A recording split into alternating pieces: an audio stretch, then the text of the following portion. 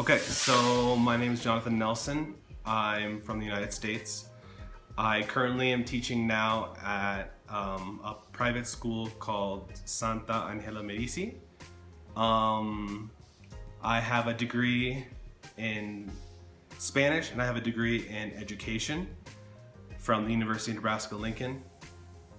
And yeah, a little bit about me. Okay, Nelson. I'm going to ask you some questions about language and culture. So, the first question is, what do you think is the relationship between language and culture? I think that culture is taught through language because everyone's culture can be a little bit different, but language maintains the same. So, based on where you're from, you have a different culture, but you utilize that in order to help teach the language to a higher degree of authenticity. So in my opinion, using cultural phrases or idioms or things like that from the area will help you teach the language and how the language is being used based on where you live. Okay.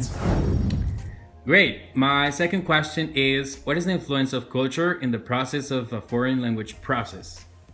I think culture plays a big part in learning a foreign language because everywhere you go, the culture is completely different. So from Argentina to Colombia to England to Nebraska, everywhere is different.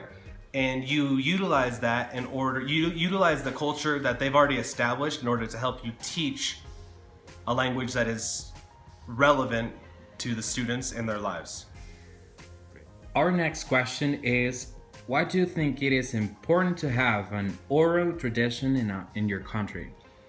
I think it's important to have oral traditions because that's a way of transmitting language to culture or culture to language. For example, the tradition of Santa Claus in the United States or the Tooth Fairy.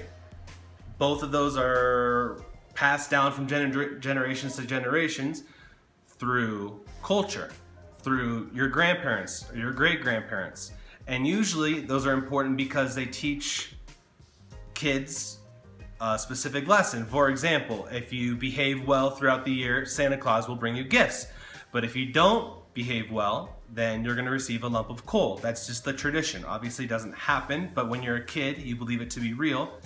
And so you want to behave well or behave, good throughout the entire year so that you can receive presents on Christmas Day.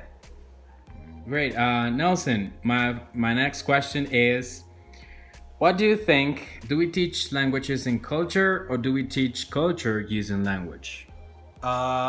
I think we should teach culture using language. For example, I don't personally go out and make specific... And the last question is, do you take into account culture in the strategies you use in your English classes? Of course. Yes, I do.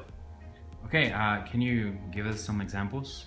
Some examples that I've done recently, I guess, in English would have been like with common idioms or expressions used that are generally not taught in a book. So for example, like to kill two birds with one stone. A common saying that's that we use in a cultural setting but taught through the language. Like collocations as well? Break a leg? Break a leg, black sheep, don't judge a book by its cover. All of those are very commonly used in the United States in the way we speak, but never have I ever taken a lesson and learned idioms. Those are all inherited through the way someone has spoken to me or what I've heard. So thank you so much for being in this interview. You're so welcome.